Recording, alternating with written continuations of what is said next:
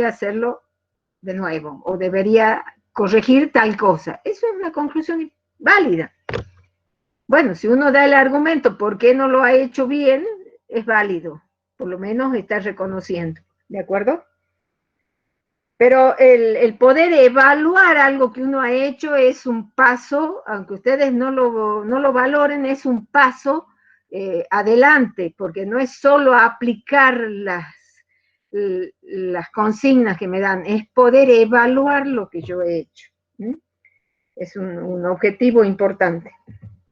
Bueno, acá hablamos de tiro oblicuo. ¿Qué vamos a entender por tiro oblicuo? Son todos los tiros de las pelotitas de todos los deportes que describen tiros oblicuos. ¿Por qué hablamos de tiro? Acá ya no es un objeto que cae en la vertical desde una cierta altura, sino yo lo tiro, por lo tanto le estoy imponiendo durante un tiempo muy corto, ejerce una fuerza sobre ese objeto que se mueve, sobre esa pelotita, ejerce una fuerza, eso le genera una velocidad inicial, digamos, instantáneamente crece su velocidad, porque la pelotita puede estar quieta, crece su velocidad hasta un determinado momento, pero como la paleta deja de interactuar con la pelotita, ya queda libre, es decir, no sigue actuando esa fuerza. Entonces yo lo dejo libre al objeto y ese objeto describe una determinada trayectoria.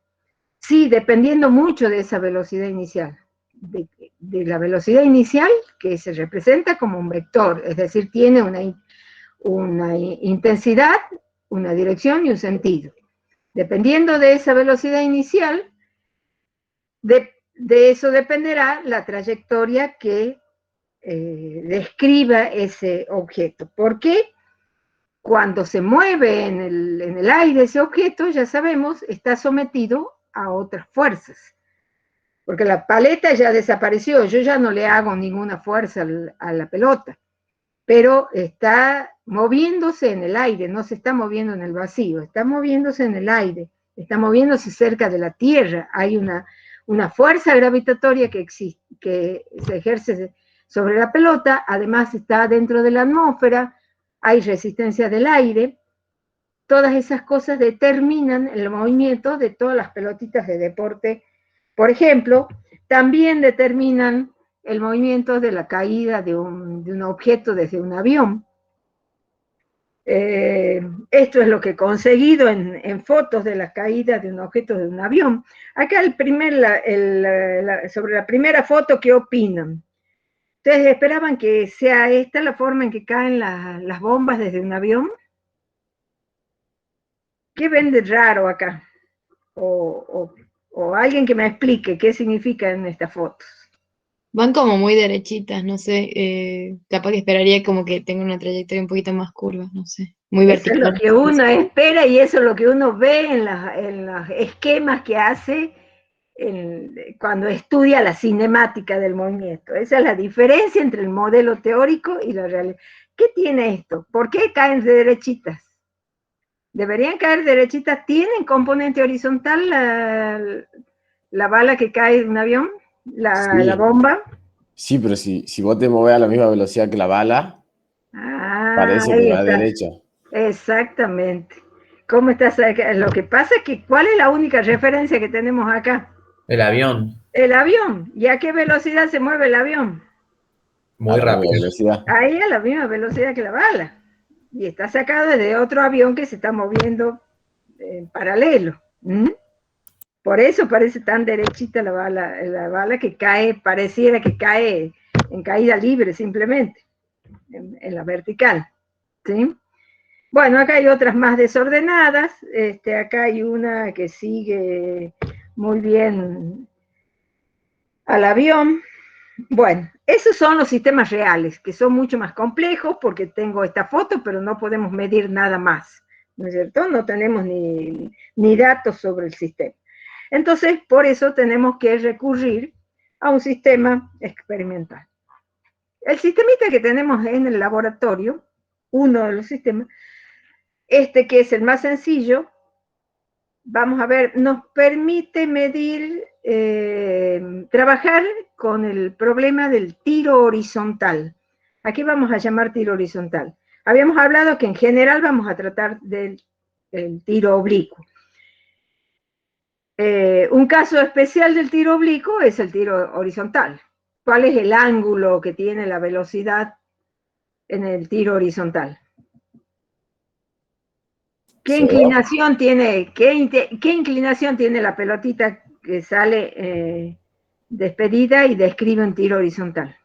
Aquí llamamos. Cero. ¿Cómo? Cero. No, no es cero. O 90. Claro. El ángulo sí, el ángulo es cero, sí. Depende de cómo lo midas, claro. El ángulo es cero, la velocidad no es cero. Eso te quería decir. Exactamente. Es un tiro, yo lo disparo con algún sistema de manera que yo le doy un impulso horizontal. Solamente horizontal. Por eso se llama tiro horizontal. Pero en realidad no describe una trayectoria horizontal la pelotita y eso lo sabemos, ¿no es cierto? ¿Por qué? Porque está actuando la gravedad, entonces la pelotita describe una parábola también. Bueno, vamos a estudiar este caso.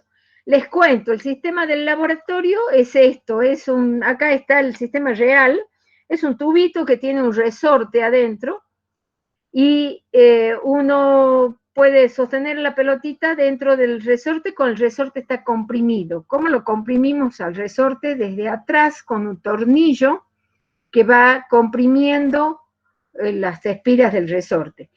Acá tenemos una traba, entonces que traba el resorte y bueno, no sé si acá está un poco corrida, si la traba está acá al final. Lo importante es que lo traba el resorte y lo mantiene sujeto al resorte comprimido. Cuando yo levanto la traba esta, el resorte se expande hacia adelante e impulsa la pelotita. Acá pensemos ya en términos de energía. Un resorte comprimido es una energía potencial importante, ¿no es cierto? El resorte está, toda la fuerza que yo he hecho con este tornillo para comprimirlo al resorte, en el momento de soltarlo, de soltar la traba, esa energía potencial es la que empuja la pelotita y se transfiere a la pelotita que sale con una velocidad, con una energía cinética y con una velocidad inicial. Bueno, este es un esquema simplemente que yo he tratado de hacer acá, pero bueno, esto es un soporte que tiene posibilidades de cambiar la altura, pero lo tenemos hace mucho tiempo en una altura fija y está muy grande, no está a escala el tamaño del cañón, simplemente para que vean cómo es internamente el cañoncito.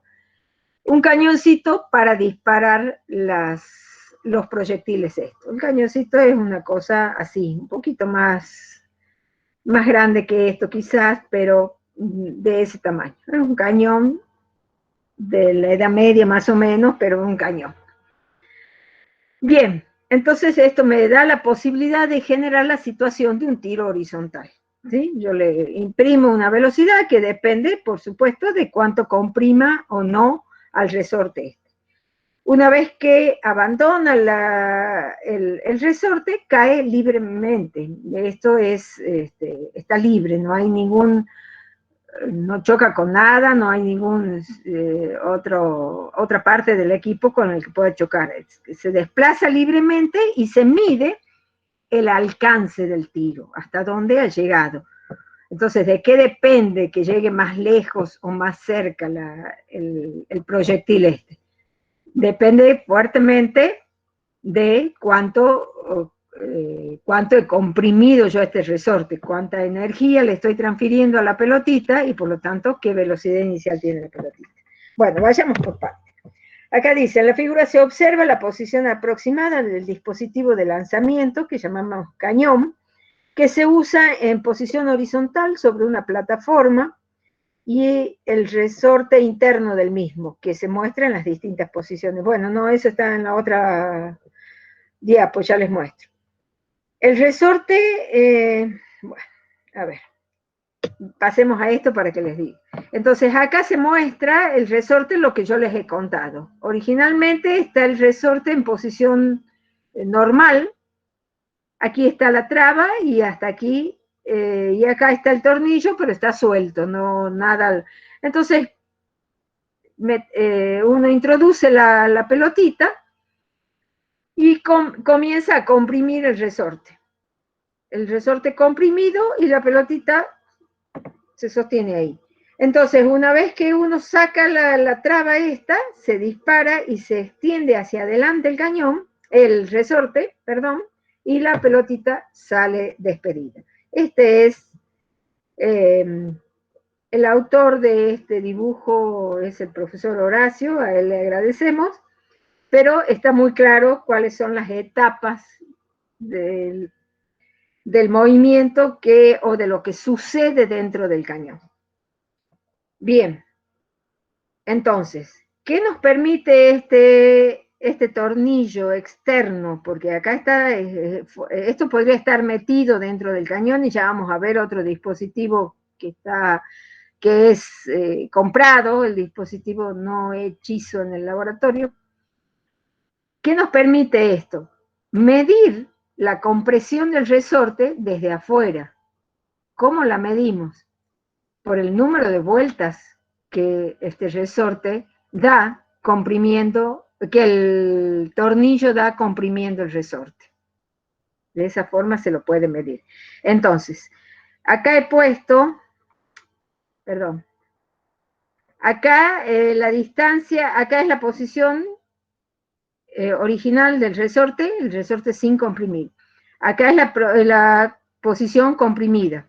Entonces, la diferencia entre esta y esta posición será el tamaño que se ha comprimido el resorte. Bueno, ¿y eso cómo lo mido? Por el número de vueltas que doy el resorte y por el paso de rosca del resorte. Eso me da la longitud que ha avanzado el tornillo hacia adentro. Yo no veo esta cápsula, porque esto es de metal, esto es metálico, entonces no puedo ver el interior, no puedo ver en qué punto está el tope del resorte. Lo mido así, entonces puedo medir la diferencia entre estas dos posiciones, delta menos delta cero, como el número de vueltas que yo he dado por el paso de rosca del tornillo este grandote que yo desplazo comprimiendo el resorte. ¿Se entiende eso, chicos? Creo que sí, profe. Bien.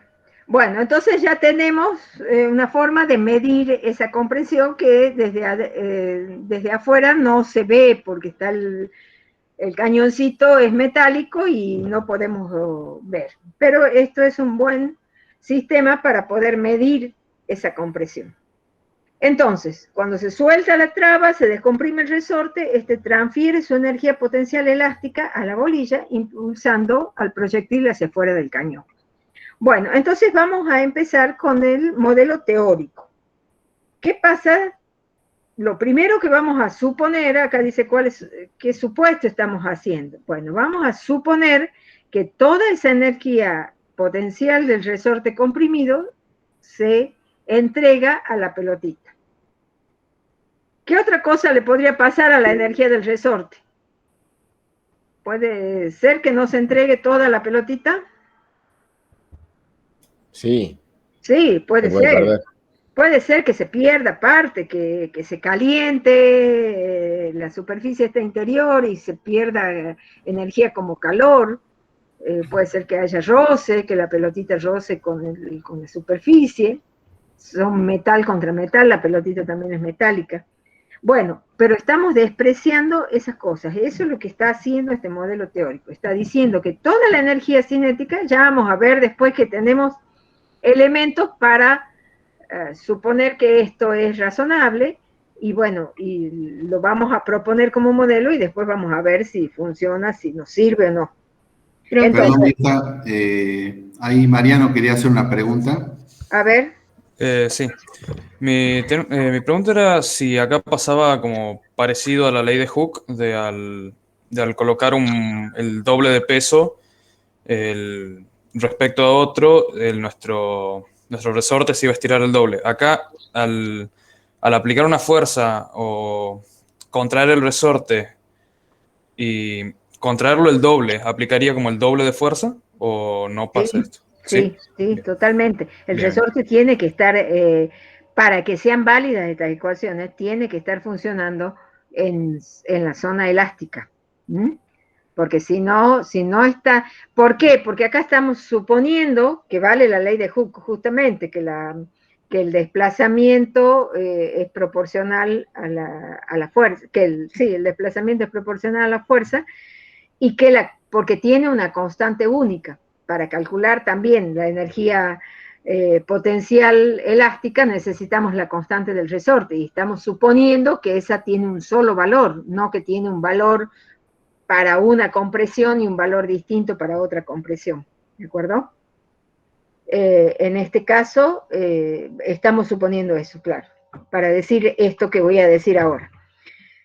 Entonces, estamos diciendo que, acá me falta un signo igual, me disculpan, acá pongan porque acá estoy diciendo, la energía cinética es igual a la energía potencial, o bueno, un espacio faltaría.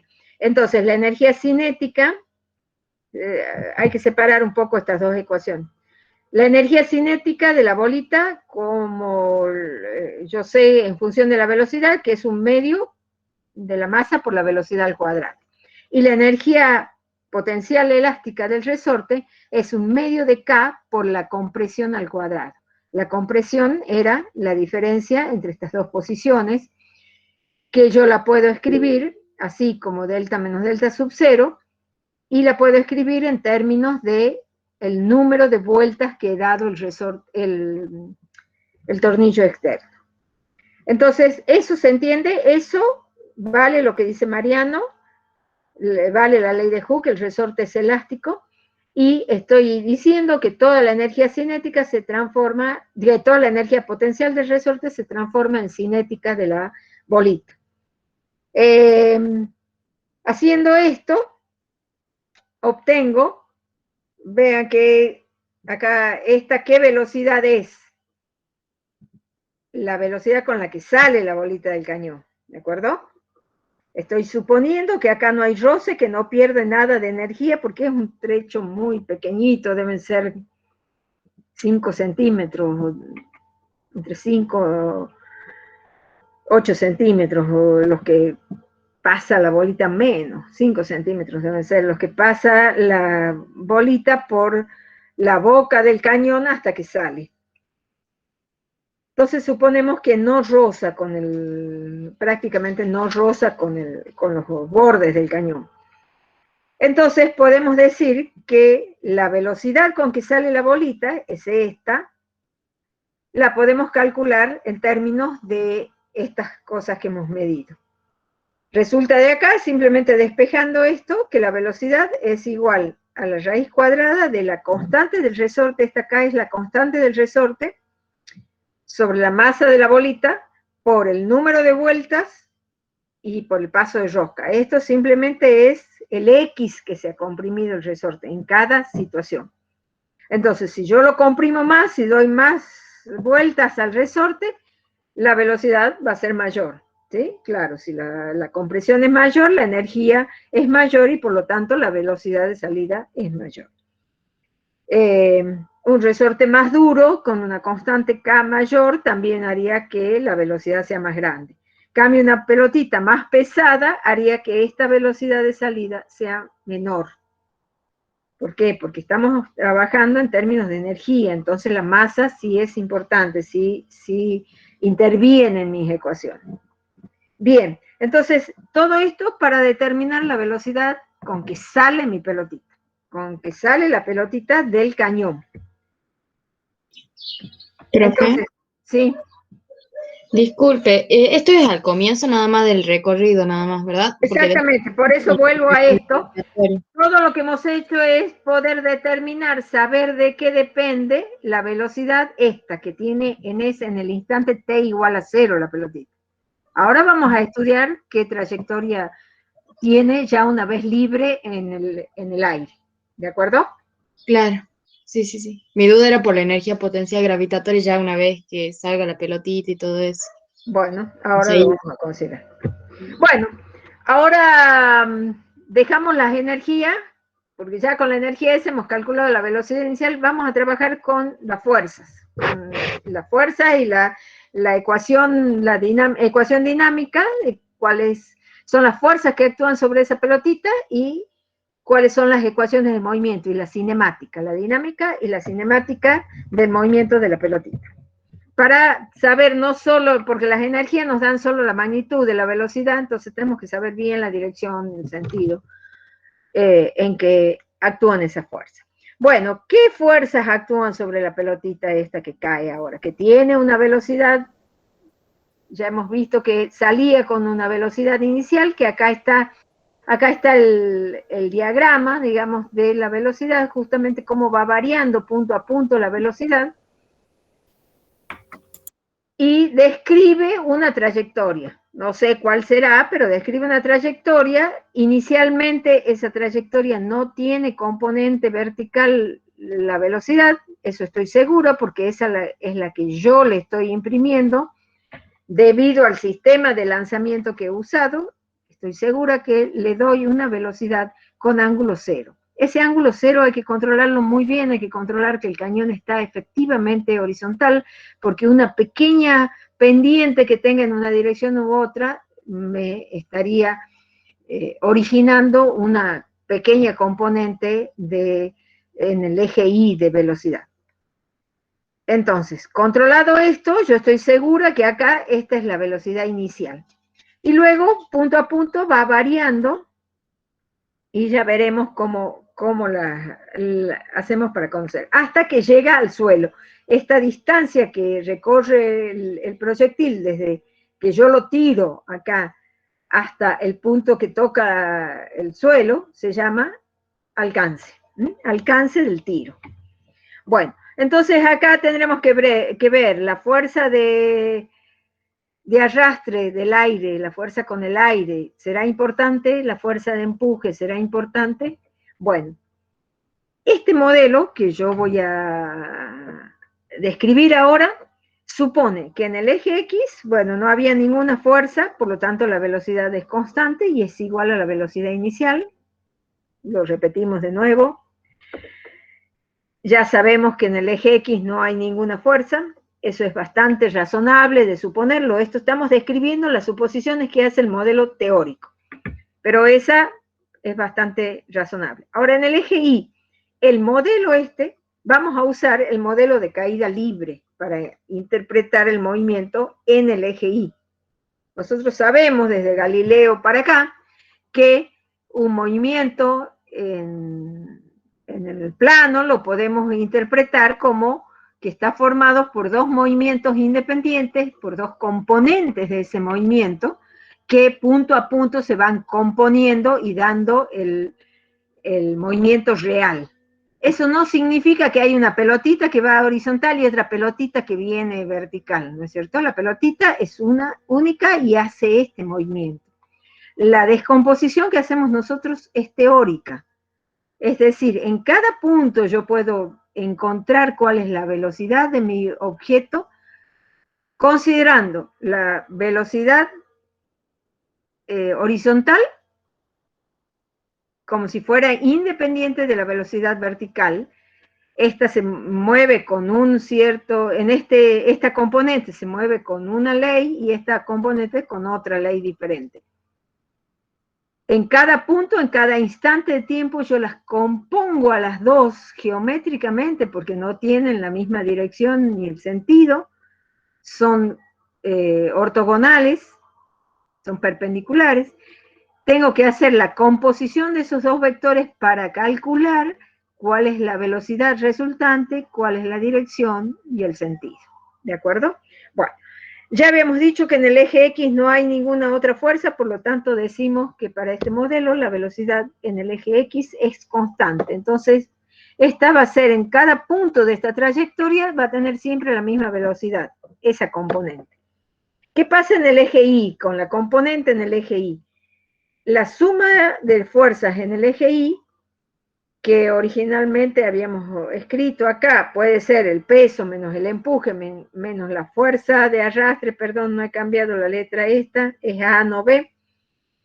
Estas fuerzas, yo supongo, hay además una velocidad inicial nula en el eje Y, que eso es lo que controlamos, como les he dicho, si el tiro es realmente horizontal, no tenemos componente de velocidad inicial en el eje Y, estamos suponiendo que es nula, y decimos que la suma de todas esas fuerzas es igual al peso. Es decir, que estas dos fuerzas son despreciables. Eso dice el modelo de caída libre, ya lo saben ustedes. Entonces, todas esas fuerzas, la única fuerza que actúa en el eje vertical es el peso, que por lo tanto, planteando la ecuación básica de la dinámica, la segunda ecuación de Newton, lo escribimos igual a masa por la aceleración que va a tener ese cuerpo. Pero acá, bueno, es la aceleración en el eje vertical. En este otro eje la aceleración es 0. No hay aceleración porque no hay fuerza. Bueno, entonces llegamos a la conclusión que la aceleración es constante y es la aceleración de la gravedad. Bueno, eso dice mi modelo teórico. ¿Qué saco como conclusión de esto? Que en el eje X, la coordenada X del movimiento va a ser v sub 0, porque a todo lo largo de la trayectoria esa velocidad se mantiene constante, por el tiempo. En cada instante de tiempo, a los 0 segundos, a los 10 segundos, a los 11, 12, 13 segundos o décimas de segundo, veremos, puedo calcular la posición de esta coordenada, el valor de esta coordenada de la trayectoria de esta manera. Y la posición Y del objeto que está cayendo, ¿cómo lo puedo calcular? Como I sub 0, si comienzo en un valor, eso depende de dónde ponga el origen. Si lo pongo acá, el origen lo coloco acá. Lo he dejado al I sub 0 para que seamos conscientes de que estamos poniéndolo siempre en el mismo lugar al origen. En este caso, como yo lo he puesto aquí, el origen en este caso sería 0 y la magnitud de la altura, de la distancia recorrida en este eje va creciendo hacia abajo. Bueno, en este caso el I sub 0 sería 0, pero lo dejemos, es la forma general. Más un medio de G por T al cuadrado, porque hemos dicho que la única fuerza que actúa es la fuerza gravitatoria, por lo tanto la aceleración será igual, esta aceleración A será igual a la aceleración G de la gravedad. Entonces, esta será la ecuación, con estas dos ecuaciones yo puedo encontrar en cada instante de tiempo cuál es la posición del objeto que cae, de la pelotita que salió de mi cañón. ¿De acuerdo? ¿Hay alguna duda con esto? Yo estoy componiendo el movimiento con una componente vertical y que es un movimiento acelerado, que depende de la aceleración de la gravedad. Y la componente en X, que es un movimiento sin aceleración, con velocidad constante, que me da este resultado. En cada instante de tiempo, el tiempo obviamente es el mismo para las dos componentes, porque es la pelotita real que está moviéndose. En cada instante de tiempo t en que yo quiera medir la posición de esa pelotita, tendrá coordenadas x, y sobre este plano, y puedo determinarlas de esta manera. ¿Se entiende? Bueno, no hay más complicación que esa, es muy simple. Lo que se complican un poco las ecuaciones para tener todas las ecuaciones a mano cuando queramos analizar los resultados. Entonces, lo mismo que hemos dicho recién, la trayectoria del proyectil disparado en un tiro horizontal, como la descomposición del movimiento en dos ejes coordenados para el análisis implica que el tiempo de cada componente es el mismo, bueno, eso es una obviedad. Podemos calcular así el X y así el Y, eso viene de la página anterior. Entonces,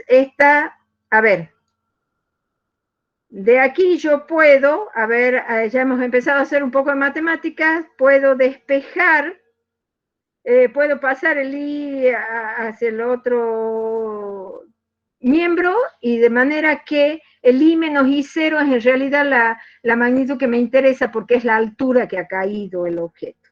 El I menos I0 va a ser simplemente la altura de la plataforma esa respecto al suelo. ¿Qué pasa con el tiempo? Como hemos dicho que es el mismo para las dos componentes, yo puedo reemplazarlo acá, entonces esto me queda en función del X. ¿Esto qué es entonces? Esto es la ecuación de la trayectoria. Esa es la trayectoria que describe el objeto que cae dentro de este modelo teórico. ¿Sí? Esto ya me muestra que es una trayectoria parabólica, porque el I, la variable I depende del X cuadrado. Entonces yo lo hago en un sistema de coordenadas XY, voy a tener una parábola. Bien, entonces esta es la trayectoria del objeto. XY. ¿Qué puntos XY va ocupando la pelotita?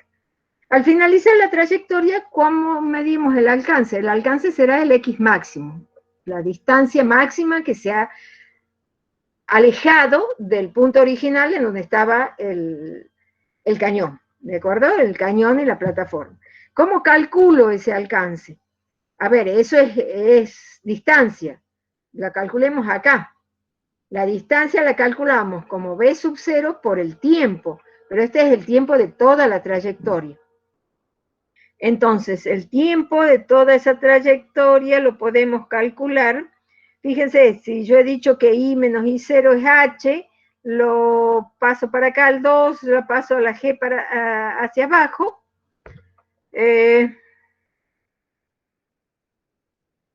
No. Esperen. Esto es T. Bueno, de acá lo puedo despejar. De acá lo puedo despejar al T, porque vale el mismo. I menos I0 es H, multiplicado por 2 dividido en G, saco la raíz cuadrada y me da T. ¿De acuerdo? De ahí sale perfectamente. Eso es T.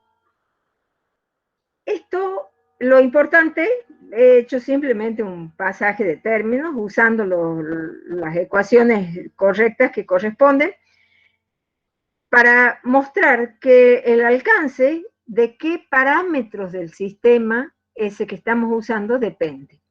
Depende básicamente de la velocidad inicial, obviamente. Tendrá más alcance cuando se dispare la bolita con más velocidad.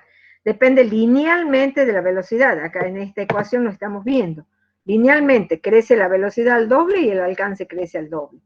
Pero también depende, nos está diciendo esta ecuación, depende de la altura de la plataforma de lanzamiento y depende de la aceleración de la gravedad.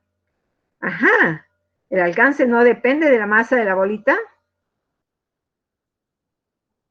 ¿Quién me contesta? No. ¿Dónde está metida la masa? ¿Qué pasaba con la velocidad inicial? ¿De qué dependía la velocidad inicial? La velocidad inicial, me acuerdo que dijimos que se transfiere toda la energía potencial del resorte se transforma en energía cinética de la pelotita. En este caso es una pelotita, pero en realidad es del cuerpo. Entonces va a depender de la constante K y en realidad En realidad de la masa, porque lo que adquiere la pelotita es energía cinética, y la energía cinética depende de la masa. ¿Sí? Aquí estoy mostrándola. ¿Cómo? No, que estaba confundido porque no se supone que el modelo de caída libre no dependía de la masa de la... Esperen, pero esta es la velocidad que le estamos imprimiendo al sistema y depende del sistema con que lo tiramos nosotros. Depende, y además la bolita, una vez que adquiere, a ver, si nosotros le damos velocidad y medimos la velocidad simplemente y no nos interesa la masa de la bolita, bueno, decimos una bolita que no importa cómo sea y sale con esta velocidad. Pero en este caso la estamos determinando esa velocidad a partir de la energía que ha recibido la bolita. Por eso tenemos que tener en cuenta su masa. Acuérdense, esta era la ecuación de la velocidad debida al resorte y a las vueltas que da el tornillo y todo lo demás. Tengan presente esta ecuación. Perdón, recuerden chicos, este no es simplemente una caída libre. Es la composición de un tiro horizontal con una caída libre. ¿Está?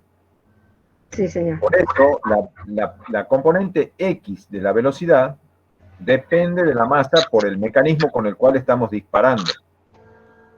¿Sí? Ahora, la componente Y, que es caída libre, ahí ya sabemos que no hay dependencia con la masa. Eso está visto acá. Esto está en la ecuación esta. La ecuación de caída, la componente vertical del movimiento no depende de la masa. Ahora, esta componente de que depende de la masa, su velocidad inicial, por el mecanismo con el que nosotros hemos producido esta velocidad inicial. ¿De acuerdo? Simplemente por eso. Bueno, acá entonces que quede claro. Básicamente el alcance dependía de la velocidad inicial que tiene el proyectil, de la altura de la plataforma y de la aceleración de la gravedad. ¿Sí? Eso es lo que me dice el modelo sí, y solo sí vale el modelo este de caída libre. Bueno, ¿de qué parámetros del dispositivo? Depende, entonces ya lo acabamos de decir, de esas tres variables. Acuérdense, acá estaba escrita de la conservación de la energía mecánica dentro del cañón, salía que la velocidad inicial dependía de la constante del cañón, de la masa, del número de vueltas que doy y del paso del tornillo. Eso es el mecanismo de tiro. Entonces, el alcance se puede escribir en función de todos estos parámetros que nosotros hemos venido ya acumulando, y puedo tener acá una ecuación que acá no he hecho más que reemplazar la velocidad inicial. Entonces, el alcance de mi proyectil va a depender de todo esto. Va a depender de la altura de la plataforma, de la constante del resorte, de la masa, de la bolita, de la aceleración de la gravedad, del número de vueltas y del paso de rosca del resorte, del paso de rosca del tornillo. Bueno, eso es un poco para ver de qué cosas depende el alcance de mi sistema. Entonces yo puedo, acá está metido todo el modelo, ahí están metidas dos modelos, básicamente dos modelos distintos, porque está metido el modelo de caída libre, pero también está metido el modelo de conservación de la energía, que hemos usado para la adquisición de la velocidad inicial por parte de la pelotita. Entonces, si yo consiguiera medir alcances en función de alguna de estos parámetros, por ejemplo, en función del número de vueltas que yo le dé para comprimir al resorte, puedo ver si mi sistema efectivamente es lineal. Si el alcance crece linealmente con el número de vueltas, eso dice la ecuación a la que yo he llegado. Entonces, de esa manera estaríamos viendo que para este sistema, este modelo es adecuado. Si no pasara esto, tenemos que ver, bueno, debe ser que hay algo en el medio que no se adecua el modelo que estamos haciendo a mi situación experimental. Bueno, eso es lo que aquí hay que quedarse un poquito mirando esta ecuación para entender bien por qué aparecen todos estos términos y cómo depende. De la altura depende, sí, pero en menos depende de la raíz cuadrada de la altura. Es decir, que depende de otra manera, no depende linealmente. Depende, en todo caso, linealmente de la raíz cuadrada. Bueno, entonces estos son los factores que me determinarían el alcance de mi pelotita. Entonces yo puedo determinar experimentalmente, independientemente del modelo, los alcances que obtenga con la pelotita para distintas compresiones del resorte. Esos serían mis datos experimentales. Y comparar, ¿qué cosa? Yo mido los alcances para distintas compresiones. Esta es mi variable, podría ser mi variable independiente. El número de vueltas que yo le dé al tornillo. Con eso estoy comprimiendo de manera diferente el resorte del cañón. Eso significa que le estoy dando a la pelotita diferentes velocidades iniciales. Y por lo tanto, como tengo diferentes velocidades iniciales, el alcance del tiro también va a ser diferente. Entonces, si yo mido eso experimentalmente, veo qué pasa realmente en mi sistema.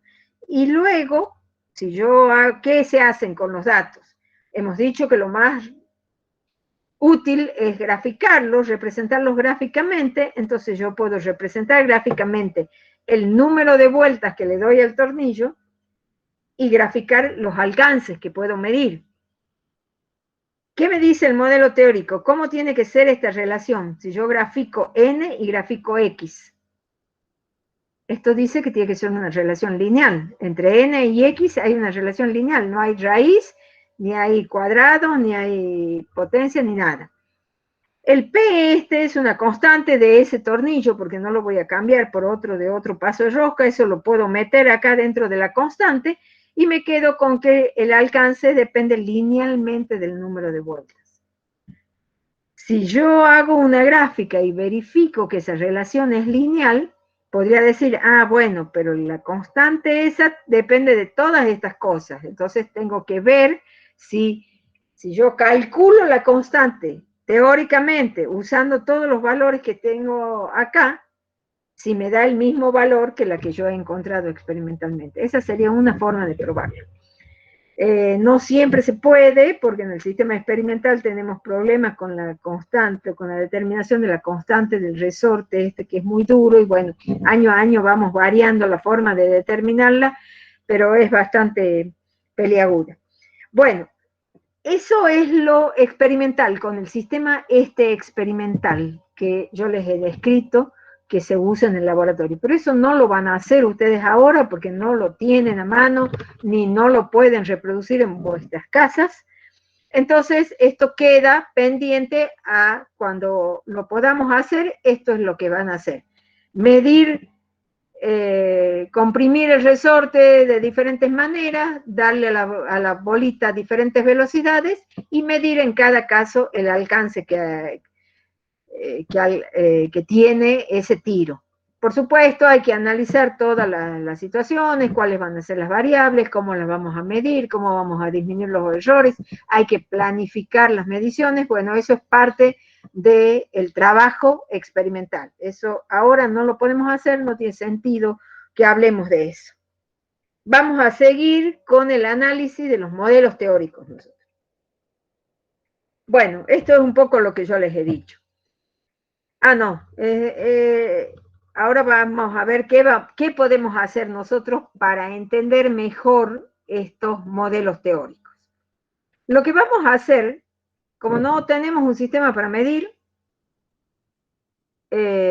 ustedes podrían hacerlo si tienen ganas en la casa y ya están totalmente duchos en el uso del tracker y de las pelotitas que caen. Entonces haría falta un sistema que le dé una velocidad inicial a la bolita, un golpe, de manera que la bolita salga, ahora no caída simplemente, sino que salga con un impulso horizontal, y ver si la pueden fotografiar. Pero no va a ser parte constitutiva de este trabajo práctico, porque no tenemos tiempo suficiente para esperar que todos hagan el experimento. Por lo tanto, solo vamos a proponerles que hagan un análisis de simulación de situaciones. Usando el modelo teórico vamos a simular diferentes situaciones. Es decir, vamos a simular diferentes velocidades y vamos a ver qué pasa con los resultados. Entonces, a partir de los modelos teóricos usados para predecir el comportamiento de los proyectiles lanzados en tiros horizontales, es posible analizar cómo varía la trayectoria del proyectil con la velocidad inicial del disparo, con la altura del dispositivo de tiro, con la masa del proyectil. Bueno, esas son cosas que ya las hemos visto. Efectivamente, el alcance del tiro depende de estas y de otras variables, de otros parámetros. Bueno, entonces, proponemos que a partir de los valores razonables que ustedes propongan, aproximados a situaciones reales, se analice cómo variaría cada una de las componentes de la trayectoria del proyectil en función del tiempo, según el modelo teórico que usted ha estudiado en este caso. Es decir, ustedes van a dar valores de cada uno de estos parámetros y ver si pueden representar el movimiento. Eso que yo lo he hecho así a mano alzada acá. Esta es la trayectoria de la pelotita. No, bueno, ahora vamos a dar valores a cada elemento que participa en el modelo. Ahora ustedes ya saben cómo calcular la trayectoria de la pelotita, saben cómo calcular el alcance máximo en función de estos parámetros. Entonces, si yo le doy valores a estos parámetros, valores razonables, por ejemplo, a qué altura va a estar el cañón de disparo, cuánto vale, le demos el valor a la gravedad en San Miguel de Tucumán, cuánto puede ser la masa de la bolita. Bueno, en base a datos concretos, vamos a ver cómo salen los resultados. Entonces, luego, una vez que hemos hecho esto, represente gráficamente la trayectoria a partir de los valores estos X, Y que ha obtenido. Ya les explico cómo lo van a hacer. Repite este análisis para 3 valores diferentes de velocidad inicial del proyectil y represente gráficamente en la misma escala si fuera posible, para poder comparar. Repite este análisis para 2 valores diferentes de altura del dispositivo con una velocidad inicial de proyectil constante.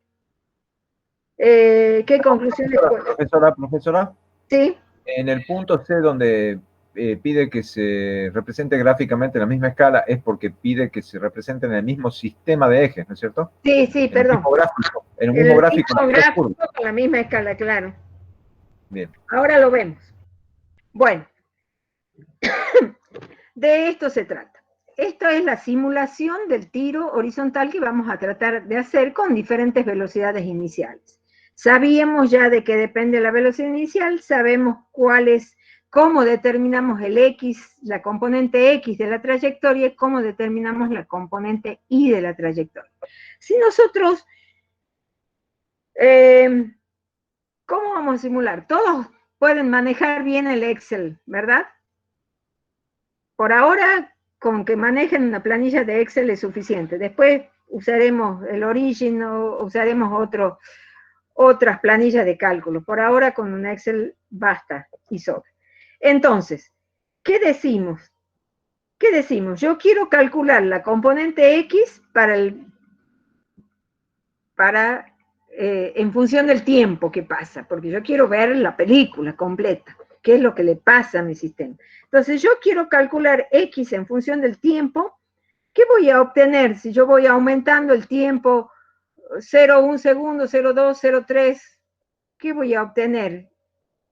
¿Cómo es X respecto Los al tiempo? diferentes resultados de la posición, o sea, ¿qué posición corresponde a ese tiempo? Claro, eso voy a calcular eso. Pero ¿cómo va a ser la relación X y T? La función lineal. Entonces, yo si hago eso, para cada tiempo calculo cuánto vale X, voy a obtener algo como esto, ¿no es cierto? Esto es la posición X en función del tiempo. Es lineal, acá se ve la relación funcional, y voy a obtener puntitos, depende de con qué intervalo de tiempo voy escribiendo para calcularlo, y obtengo una línea recta. Obviamente porque es el modelo teórico, no voy a obtener otra cosa. Si obtengo otra cosa es porque algo estoy haciendo mal. Bueno, de la misma manera quiero obtener la coordenada Y. Entonces, la coordenada Y, hemos dicho que vamos a hacer Y menos Y sub 0, así que lo paso para acá, y tengo una relación cuadrática con el tiempo. Por lo tanto, si yo grafico los Y en función del tiempo, ¿qué voy a obtener? Una parábola. ¿Sí? Era razonable porque esto es t cuadrado. Entonces, yo le doy valores a t y voy calculando los valores de Y. Yo les doy la variable independiente, en este caso es el tiempo. Yo le voy fijando los valores, yo quiero saber qué pasa al cabo de 0,1 segundo, calculo. ¿Qué pasa al cabo de 0,2 segundos? Y voy calculando. Acá he hecho muchos más puntos intermedios y tengo la componente Y de la trayectoria del proyectil. Bueno, pero ahora lo que yo les propongo es tener la trayectoria completa del proyectil. Ya he hecho la gráfica de cómo van variando en el tiempo las dos componentes, pero ahora lo real es la posición en el plano, es el X, Y.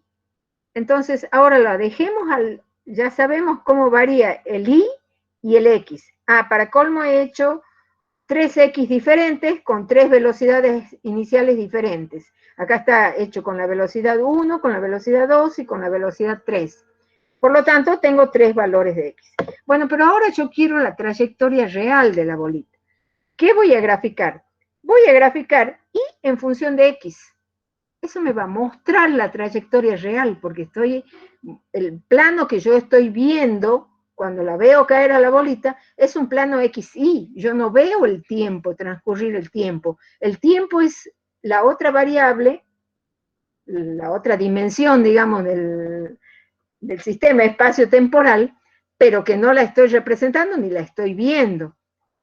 Entonces yo ahora quiero ver el movimiento de esa bolita en el plano real. Por lo tanto, graficamos Y en función de X.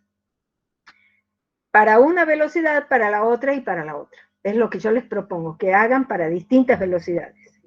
Entonces, yo he obtenido esto. Este es el punto, porque ahora esto es Y y esto es X. Esto es una foto de mi sistema. Es una foto en el espacio de mi sistema. Acá está el cañoncito y la bolita saliendo con velocidad inicial. Si tiene la velocidad inicial 1, hace esta trayectoria. Si tiene la velocidad inicial 2, hace esta trayectoria. Si tiene la velocidad inicial 3, hace esta trayectoria. Eso dice mi modelo teórico. ¿Se entiende? Eso es una simulación. Cuando ustedes ven simulaciones hechas, la simulación tiene un modelo por detrás. Yo no puedo simular una situación real, porque algo estoy simplificando esa situación real para decirle al programa cómo va a calcular. Eso es lo que yo quiero que ustedes hagan, decirle al programa cómo va a calcular, con qué velocidad inicial, qué valores de tiempo, qué situación, cuándo llega, ahí puedo saber cuándo llega al suelo la pelotita, en qué punto. Este es el punto de el alcance, ¿sí? Ahora el tiempo está como variable, ¿cómo se dice, Horacio? No me sale, no. Bueno, como la variable que está afectando a los dos movimientos, a las dos componentes, ¿verdad? Pero esto es el sistema espacial, cómo van variando simultáneamente las dos componentes y me van dando la trayectoria real. ¿Por qué es importante esto? Porque ustedes... Perdón, le quería decir, Eduardo. Sí. A Eduardo le quería decir que no, que el tiempo no es la variable independiente. Nosotros no estamos controlando el tiempo. La variable independiente es la variable que se controla en el experimento. En nuestro caso, la variable independiente es la compresión del resorte. A ver, no, ahora dejó de ser la compresión del resorte. La variable independiente fue el tiempo para cada una de las posiciones, ¿sí? Para determinar las Y y para determinar las X. Es como una variable oculta el tiempo, ¿sí? Porque yo lo he usado como verdadera variable independiente en este caso sí, pero está oculto eso. Porque nosotros vamos avanzando en el tiempo, Horacio. Entonces, sí Está bien, estamos... pero sí, como se trata de representar en una simulación el disparo con un cañón, la velocidad inicial en X es directamente proporcional al número de vueltas que le damos al resorte, que eso es lo que controlamos directamente. No, pero acá no vamos a poder controlar, eso aparece como un parámetro, la velocidad inicial aparece como un parámetro acá en este movimiento. Por eso cada una de estas gráficas corresponde a una velocidad inicial. Entonces sí, el alcance, cuando miramos el alcance sí va a estar en función de esa velocidad inicial. ¿me entiendes? Pero acá hacemos toda la trayectoria. Es como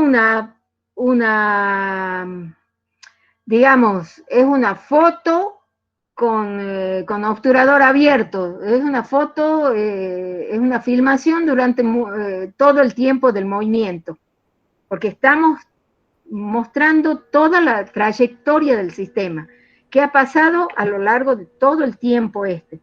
Eso lo hemos hecho en 2 etapas. Primero hemos calculado cuáles son las posiciones de la componente vertical en función del tiempo y cuáles son las componentes de la componente, bien digo, horizontal de movimiento en función del tiempo. Y hemos obtenido líneas como estas. Esta es la de la posición horizontal y esta es la de la posición vertical. Pero estas son gráficas hechas en función del tiempo. En este caso, ahí tiene razón, no me acuerdo quién era, Mariano, que esto está hecho en función del tiempo. ¿Por qué? Porque estamos tomando como parámetro la velocidad. Están hechas para una velocidad, nada más que para una velocidad. ¿Qué pasa con la... Eduardo, perdón.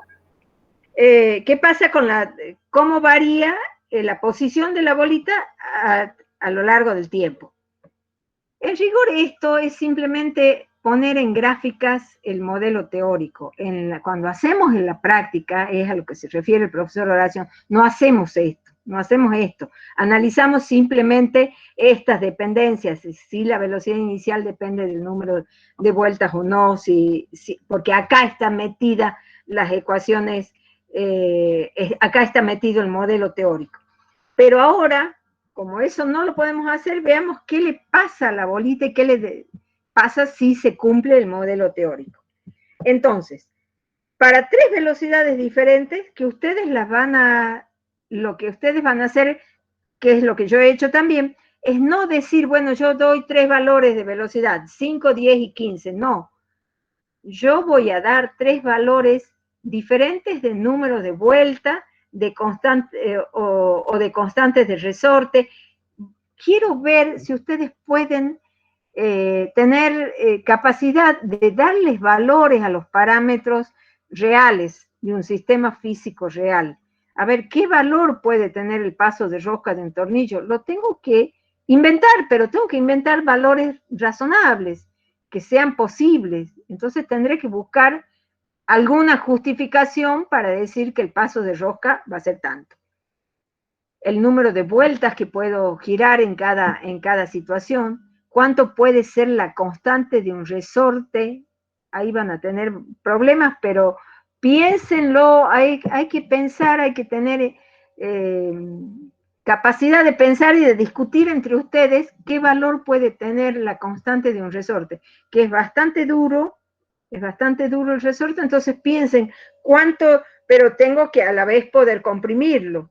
Entonces, ¿cuánto puede ser la constante? ¿Cuánto se comprime el resorte cuando yo lo estiro, lo encojo?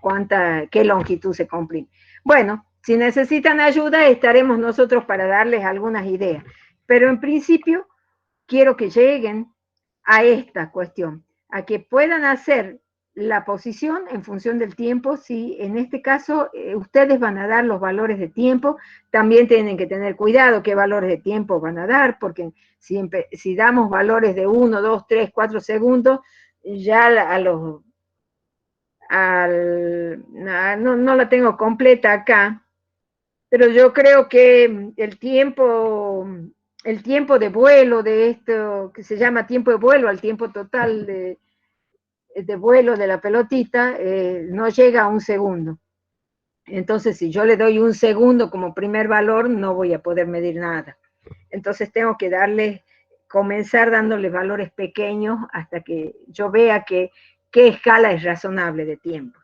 Bueno, una vez que tenga los y, los x correspondientes a cada velocidad, ahora voy a representar gráficamente los y y los x en una gráfica, y esto es lo que les pido, que en la misma gráfica representen las 3 velocidades diferentes.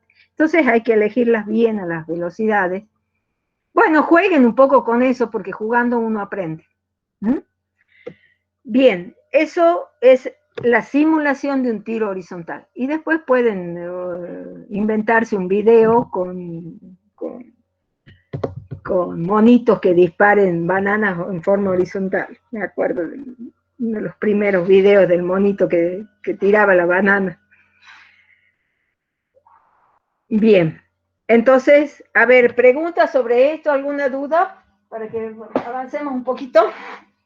Profe, para hacer ese trabajo nosotros buscamos constantes de resorte y en base a eso elegimos una y realizamos todo, por ejemplo, para calcular la velocidad y Claro, todo. ustedes tienen que inventar un valor de constante, un valor de la masa de la pelotita, un valor de número de vueltas que le voy a dar al tornillo y un paso de rosca de tornillo. Ok. ¿Sí? Profe, y con respecto al valor del número de vueltas, ¿nos podría dar una referencia? O sea, yo no sé de qué artefacto está hablando. Yo jamás vi el aparato que usted sí conoce. Así que supongamos que yo diga que le di 10 vueltas al tornillo. Eso es exagerado. O sea, No, no. es razonable, es Ah, bueno, razonable. ok. Es razonable, pero ¿de qué depende que sea razonable? Del valor de la constante que le has puesto. Si has puesto una constante muy grande, no vas a poder dar, 10 vueltas va a ser muchísimo. Claro. Pero bueno, tienen que ir jugando con los valores para que les den valores de velocidades razonables que puedan. Acá quedan en la clase este intento que he hecho yo de valores. Entonces, ustedes van a ver, no hace falta que trabajen ni en el mismo orden de magnitud ni nada, pero bueno, esto es un resultado que se podía representar en un mismo gráfico. Yo quiero que ustedes hagan eso, hagan otra cosa, pero que también puedan representarlo en el mismo gráfico. Por supuesto, las velocidades no tienen por qué ser esas ni algo parecido, pero bueno, ya piensen en que es un cañoncito que tiene una dimensión total debe ser, ¿cuántos centímetros tendrá el cañón? Es 10, 15 centímetros tendrá el cañón, sobre una base que tiene una altura de 1,5 metros. Esos son valores reales del sistema que está en el laboratorio. Lo que pasa es que como nunca hemos pensado que nuestro laboratorio tenía que transformarse en virtual, jamás le hemos sacado una foto al sistema ese. Jamás, sí, hay mediciones. Si ustedes quieren, yo les doy valores medidos en otros trabajos prácticos de años anteriores. Pero bueno, no es la idea, no hace falta que representen ese sistema, ni que representen exactamente esos valores. Más o menos que ustedes jueguen y que lleguen a mí lo que me interesa es que ustedes puedan operar con las variables y modificar una variable y ver cómo eso afecta en la otra. ¿Mm? En este caso, bueno, el tiempo va a ser la variable oculta, como les digo, que en este caso sí, cuando yo la haga a la componente X en función del tiempo va a ser explícita, y acá la Y en función del tiempo es la variable explícita.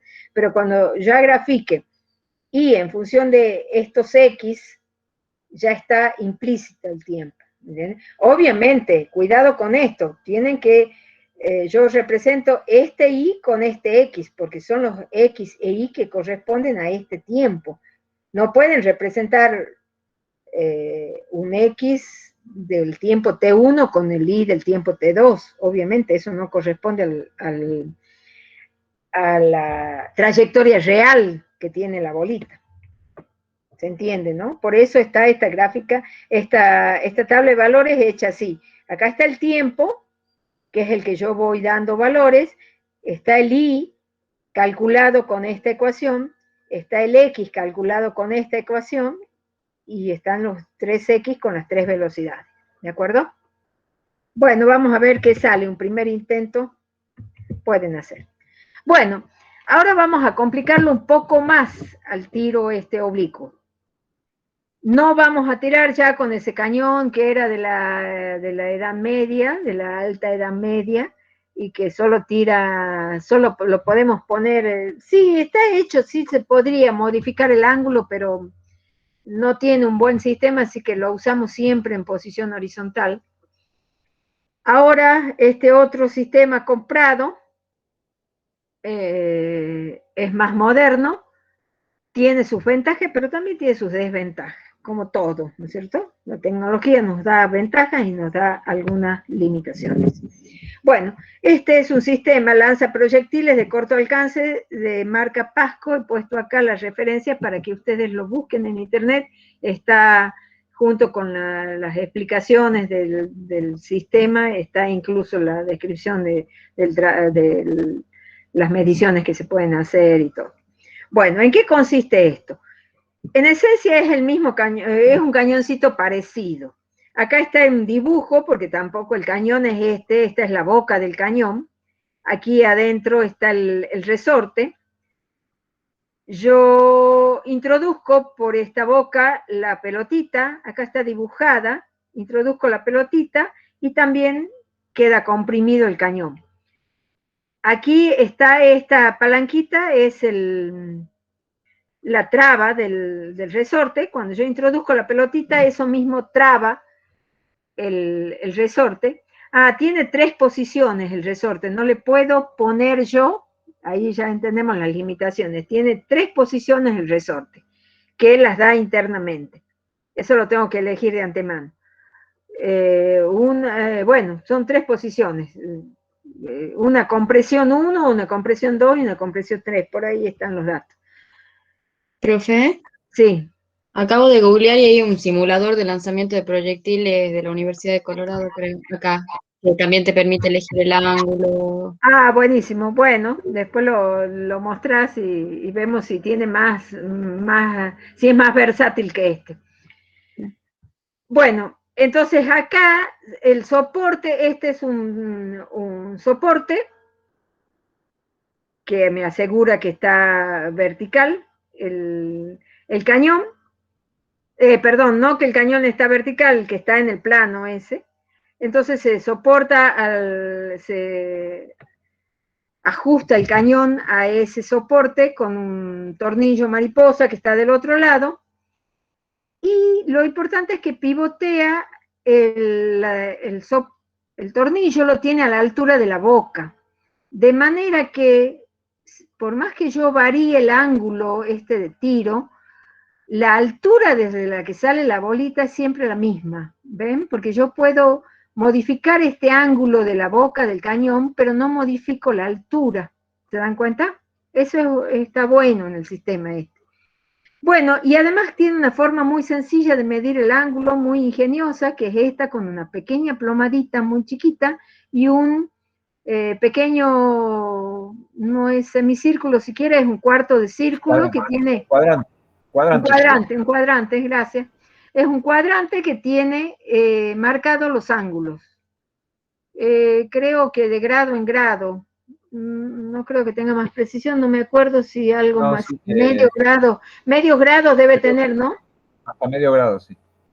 Bueno, el folleto de la empresa les debe decir todo eso. Bueno, entonces, a ver, ¿por qué este ángulo? Digo yo que es el ángulo de tiro de la pelotita. ¿Se entiende por qué? Esta dirección vertical es perpendicular ¿a qué dirección? A la horizontal que tengo acá, sobre el borde, sobre la boca de salida. ¿Y qué otra dirección me tengo que fijar? Y esta dirección, que es con la que yo marco el ángulo, esta dirección es perpendicular ¿a qué cosa? Es perpendicular a la dirección de salida de la bolita, porque esta es la dirección en que está la boca, y por lo tanto la bolita sale en la dirección perpendicular a esa. Entonces, este ángulo acá está medido entre 2 direcciones que son perpendiculares a las 2 direcciones que marcan el ángulo de salida del proyectil. Bueno, entonces, eso me permite el proyectil medir ángulos con bastante precisión, pero el problema de la velocidad de salida es que solo tengo 3 posiciones del resorte, incluso la posición la compresión mayor que le daría mayor impulso a la pelotita es tan grande que desestabiliza todo el sistema, así que no se la puede usar, por lo tanto quedan prácticamente dos posiciones. Eso limita un poco, pero bueno, con dos velocidades distintas se puede trabajar. Además, hay un sistema de fotodiodos que se colocan acá a la salida del cañón sobre otro soporte que permite medir, estos se colocan acá en línea recta a la salida, entonces permite medir hay una distancia entre los dos porque el soporte ya está fijo, lo pueden ver cuando vean el manual, debe estar por ahí explicado con más detalle que porque no me gusta esta foto. La distancia entre los dos fotodiodos es de 10 centímetros, entonces se mide el instante en que la pelotita pasa por el primer fotodiodo que prácticamente está sobre la boca del cañón y el tiempo que demore en recorrer esos 10 centímetros. Eso me permite determinar experimentalmente la velocidad inicial de la bolita. Entonces, en este caso, la velocidad inicial se la mide como, digamos, bueno, en 10 centímetros ustedes me dirán, ¿varía la velocidad? Sí, varía la velocidad, pero varía poco, entonces se la mide como un valor medio, porque lo que estamos midiendo es una velocidad media entre esos 10 primeros centímetros que recorre la bolita. Es otra forma de determinarla, diferente a la del otro cañón del laboratorio. Bien, entonces con vamos a poder hacer tiros oblicuos, no solo tiros horizontales. Después vemos en detalle, si quieren algún detalle. Bueno, acá está dicho lo mismo que yo acabo de decir. El ángulo se ajusta fácilmente, el transportador y la plomada permiten medir el valor del ángulo. Hay que ver con qué precisión se lo mide, ya vamos a ver.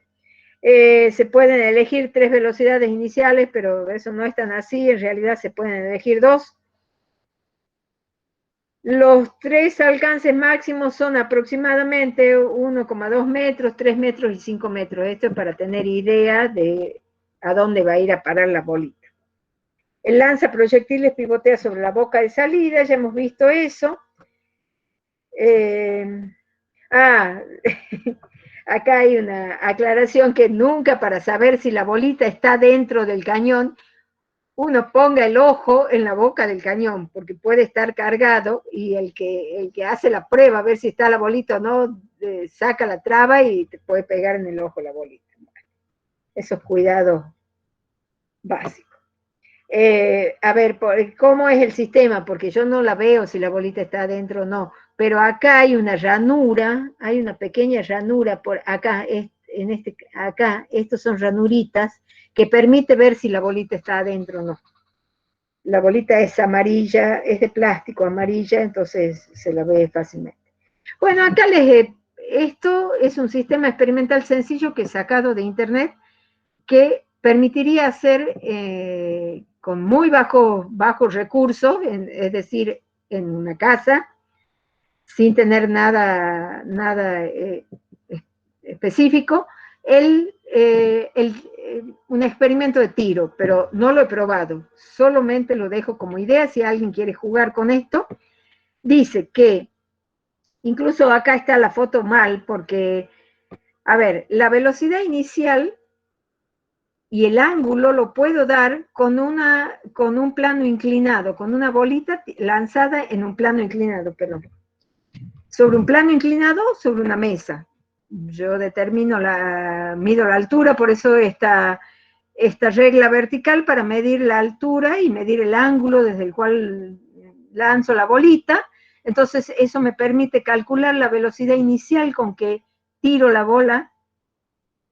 Tiene que estar justo en el borde de la mesa para no frenarse con la mesa, no hacer ahí otro movimiento. Entonces ahí cae la bolita y ya deja de moverse por el plano inclinado, entonces deja de estar sometida a esta fuerza, que es la que le da la velocidad esta final de este movimiento, que es inicial, velocidad inicial del otro movimiento, y acá cae con una trayectoria que tiene una caída libre en el eje vertical y tiene una trayectoria ya con velocidad constante, porque ya no está en el plano inclinado, entonces ya está en el aire moviéndose con una velocidad constante. Entonces, esto me permitiría conocer una trayectoria de un movimiento de tiro oblicuo. Vean si lo pueden recrear. Si lo pueden hacer ustedes y vale la pena y se puede ver algo. Si tengo tiempo lo voy a hacer. Pero bueno, ya en algún momento lo vamos a hacer dentro del laboratorio.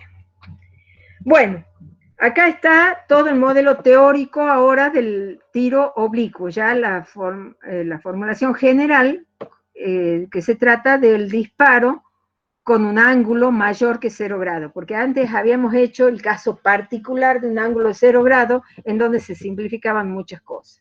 Ahora yo estoy lanzando la pelotita con una velocidad que no tiene ángulo 0, por lo tanto tiene un ángulo θ sub 0, que es distinto de 0, y por lo tanto tiene la pelotita una componente de velocidad en el eje X y una componente en el eje Y. Es decir, tiene una velocidad que yo luego puedo interpretarla en función de dos ejes coordenados, ¿sí? Yo pongo los ejes donde me convenga, no son ejes que están fijos, es decir, ¿qué conviene? Conviene fijarlos a la tierra, obviamente, a la mesa del sistema donde ustedes estén trabajando. El sistema de referencia se lo fija adecuadamente dependiendo de la conveniencia del sistema, pero no es nada impuesto. Bueno, entonces acá está la velocidad inicial de la bolita con una componente Y y una componente X. Esa relación este es el ángulo de tiro. Este ya no es el ángulo de tiro porque me está dando el ángulo entre las dos componentes de la velocidad. ¿Qué movimiento hace la bolita? Sube, primero, si el tiro es hacia arriba, obviamente, un ángulo, hemos dicho, mayor de 0 grados, sube hasta una cierta altura, esto se llama la altura máxima a la que alcanza el tiro, ¿sí? Entonces, ¿qué significa la altura máxima? Cuando llega a esta altura máxima, ¿qué pasa? La velocidad en el eje Y se ha hecho 0, por eso deja de subir, ¿sí? Ya no tiene... Acuérdense que en todo este tramo, ¿qué fuerzas están actuando? Está actuando la fuerza peso, la única fuerza que está actuando, porque la velocidad inicial de la bolita, ya no hay cañón que actúe, nada, ya está libre en el aire. Está subiendo por la propia velocidad inicial que tenía y con la fuerza de la gravitatoria que actúa en contra, ¿verdad? Que lo va frenando al movimiento. Por lo tanto, llega un momento, una altura, en donde la velocidad de la componente de esa velocidad es 0. En el eje X, de nuevo, no hay fuerzas en la atmósfera, no hay fuerzas gravitatorias en la dirección horizontal, por lo tanto no tenemos componentes y tenemos siempre la misma componente de velocidad. Entonces en la altura máxima tenemos velocidad en el eje Y igual nula, y la velocidad en el eje X es la misma con la que salió la pelotita. ¿De acuerdo? A partir de ese punto, ¿qué pasa? Comienza a caer la bolita, el proyectil. Comienza a caer porque tenemos una fuerza gravitatoria que es hacia abajo. Eso, ¿qué produce? Hace que el movimiento comience a acelerarse, que la bolita comience a acelerarse, va a crecer de nuevo su velocidad en el eje Y, la velocidad en el eje X sigue igual, entonces volvemos a componer las dos componentes de velocidad para ver qué velocidad tiene la bolita, y va cayendo hasta que llega a su alcance, a su valor máximo de desplazamiento en el eje X, y eso se llama alcance, y ahí termina el movimiento, ahí termina la trayectoria. Bueno, vamos a ver con qué ecuaciones describimos esa trayectoria. Esto ya lo han hecho ustedes, ya lo han hecho en física, lo conocen, es muy simple, y la matemática de este asunto es muy simple, pero simplemente les muestro para que vayamos siguiendo bien físicamente qué es lo que nos va a interesar. ¿Cuáles son las características del modelo que estamos haciendo? Entonces, en el eje X tenemos la posición. Bueno, acá he separado el movimiento para que lo estudiemos en la primera parte, que es la subida, y la segunda parte, que es la bajada. No vamos a suponer de entrada que sean iguales. Ustedes ya saben que son iguales, ya han hecho todas esas cosas y han resuelto problemas complicadísimos en la materia física, en la materia mecánica, pero acá vamos a decir de entrada que no sabemos, no tenemos elementos para decidir que el movimiento este sea simétrico, exactamente simétrico. Ojo, que cuando actúan otras fuerzas, actúa la fuerza de arrastre solamente, el movimiento deja de ser simétrico. Por eso lo quiero recalcar. Vamos a probar que en el caso del modelo de caída libre, el sistema, el movimiento, la trayectoria es simétrica. Cuando hay otra fuerza, deja de ser simétrica. Entonces, cuando la tengamos en cuenta la otra fuerza, analizaremos cómo es el movimiento. En este caso, estamos suponiendo que la única fuerza que actúa en el eje Y es la fuerza gravitatoria, y en el eje X no hay ninguna fuerza. Entonces, en el eje X tenemos X1 igual a V sub 0 por T1, esa es la primera parte, la subida, y en el eje Y tenemos la velocidad inicial, que es velocidad inicial por seno del ángulo, ¿sí? Porque el ángulo medimos acá respecto a la horizontal, entonces la velocidad inicial en el eje Y va a ser V sub 0 por seno del ángulo. Entonces, en la altura máxima, ¿qué otro dato tenemos? En la altura máxima, la velocidad, la componente de la velocidad en el eje Y, ya sabemos que es nula, entonces ahí tenemos velocidad inicial menos G por T1, que es esta primera parte del movimiento, y eso nos permite calcular, como igualamos eso a 0, nos permite calcular el tiempo de subida, el T1, cuánto tiempo demora el proyectil en llegar a la altura máxima, y eso es lo que me dice este valor. El T1 es la velocidad inicial, la componente de la velocidad inicial en el eje Y, dividido en G. Y por acá la teníamos, esto es velocidad inicial por seno del ángulo. Entonces, ¿de qué depende el tiempo que demora en llegar a la altura máxima? De la velocidad inicial que tenga el proyectil y del ángulo de tiro. Y por supuesto, y de la aceleración. ¿De acuerdo? Entonces ya tenemos una caracterización de esta primera parte del movimiento. Ya sabemos qué tiempo demoramos en llegar a esa altura máxima. Y bueno, teniendo ese tiempo podemos calcular el X1, que es V sub 0 por T sub 1, reemplazamos a esto y tenemos cuánto vale la distancia, es decir, cuánto se ha separado del cañón cuando ha llegado a la altura máxima, ¿de acuerdo?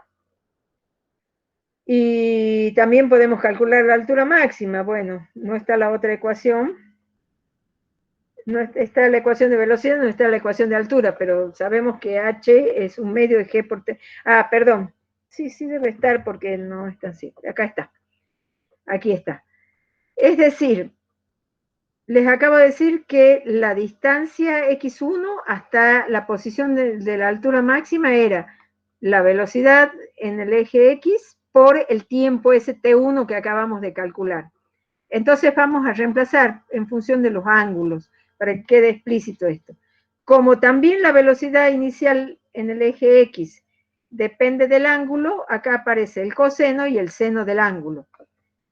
Si ustedes se acuerdan de esta ecuación matemática, de que el seno del ángulo doble se podía escribir como 2 veces el seno del ángulo por el coseno del ángulo, ¿se acuerdan de esa ecuación trigonométrica? Acá aparece el seno por el coseno, entonces yo puedo decir que eso es igual al seno del ángulo doble dividido en 2. Reemplazo todo eso y me queda que la distancia x1 es igual a esto, a b sub 0 al cuadrado por seno del ángulo doble dividido en 2g. Un resultado interesante. También acá puedo calcular la altura la altura máxima, que me interesa más. ¿A qué altura llega el proyectil? Ajá. Bueno, parte de la velocidad inicial en la dirección Y, por tiempo, ese término no es cero en este caso, y se va frenando. Yo sé que es un movimiento frenado, por eso le pongo directamente acá el signo menos, y vean lo que queda. Si yo reemplazo el T1, que ya lo he calculado en la diapositiva anterior, y reemplazo acá el T1 al cuadrado, multiplicado por la velocidad inicial, me aparece esto al cuadrado, velocidad inicial, componente I al cuadrado sobre G, y acá me aparece la componente inicial I al cuadrado sobre G, porque acá está G y acá está G al cuadrado, que se me simplifica. Entonces, es algo, este paréntesis, menos la mitad de ese paréntesis. Por lo tanto, la altura es igual a 1/2 de B sub 0 I al cuadrado sobre G. Esto también lo puedo calcular en términos del coseno, del seno del ángulo, si quiero escribirlo en términos del ángulo, ¿no? Bueno, entonces ya tengo la altura máxima y el tiempo que demora en llegar a la altura máxima. Y si quiero calcular el X, también lo puedo hacer. Están todos los elementos con que podemos calcular y determinar toda la primera parte de la trayectoria, hasta que obtenemos la altura máxima. Veamos que sigue. Ahora vamos a decir que partimos de ese punto y tenemos la caída del proyectil, ¿sí? En la segunda parte de la trayectoria.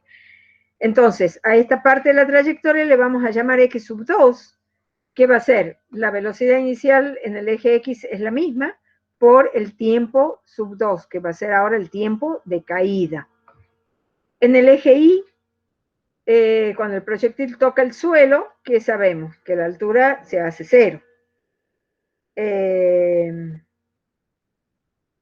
Sabemos que la velocidad inicial es G por T al cuadrado, por T sub 2, la velocidad con que llega la velocidad final en el punto 0. Ah, no, esta es la velocidad y en el punto, acá, perdón, la velocidad en el tiempo T igual a 0, porque estamos midiendo el tiempo T sub 2, se mide a partir de este punto, es G por T. La altura es H2, la altura que va a caer. Bueno, eso sí podemos saber, que la altura de caída es igual a la altura de subida, porque estamos analizando, no hay acá discontinuidad alguna. Entonces sabemos que la altura que ha subido es la misma que va a bajar. Para este caso, estamos haciendo para un caso particular, porque nosotros podemos también poner el cañón a esta altura y que caiga en un piso, en una altura diferente. Todas esas soluciones se las puede hacer, la cuestión es poner los datos, las condiciones de borde del sistema real que ustedes van a tener. Nosotros la hacemos así para simplificar un poco, para que los valores sean fácilmente luego medibles en el sistema experimental. Consideramos que la altura, que la superficie esta es la misma. Entonces, la boca del cañón está a la misma altura que la posición a la que toca tierra el proyectil a la llegada. Eso es una suposición muy fuerte. Entonces, si esa suposición se cumple, que es el caso que nosotros queremos estudiar, es la condición de borde que representa nuestro sistema experimental, entonces, ¿qué podemos decir? Que H sub 2 es igual a 1/2 de G por T sub 2 al cuadrado. Ya sabemos que es una caída acelerada por la gravedad. Entonces, esto nos permite despejar el valor de T sub 2. Está al cuadrado, lo despejamos. Bueno, reemplazamos la altura 2, que ya sabemos que es igual a la altura 1 y ya la tenemos calculada a la altura 1. Bueno, y llegamos a que el tiempo T sub 2 es la componente de la velocidad inicial en el eje Y dividido en G. Eso es exactamente igual al T sub 1. Es decir, que los tiempos que estamos concluyendo que la trayectoria es totalmente simétrica. El tiempo que demora en subir es el mismo que demora en bajar. porque estamos suponiendo que la altura de subida y la altura de bajada es la misma y que la única fuerza que actúa es la gravedad. Actúa igual en el frenado que en la caída. Parecen cosas obvias, pero las estamos controlando, las estamos verificando. Entonces calculamos, bueno, ya sabíamos la altura 1, calculamos, la altura 2 es la misma. Bueno, entonces en el trayecto total, ¿qué tenemos? El alcance del tiro, que va a ser la suma de los dos X, del X de la subida más el X de la bajada. Esto me da B sub 0 por el tiempo total de vuelo, es decir, tengo que sumar los dos tiempos. Eso se llama tiempo de vuelo del proyectil. Entonces, el X máximo, como ya sabemos cuál es el tiempo de vuelo, es el doble de cada uno de estos tiempos, estos dos tiempos son iguales, se calcula como la velocidad, la componente en el eje X, porque eso es el alcance en el eje X, por el tiempo de vuelo. Y eso se calcula así y resulta velocidad inicial al cuadrado sobre g por 2 veces seno del ángulo por el coseno del ángulo. ¿De acuerdo? Eso aparece aquí claramente, porque esta es la componente x y esta es la componente y, entonces de nuevo aparecen el seno y el coseno, y podemos reemplazar por el ángulo doble, por el seno del ángulo doble.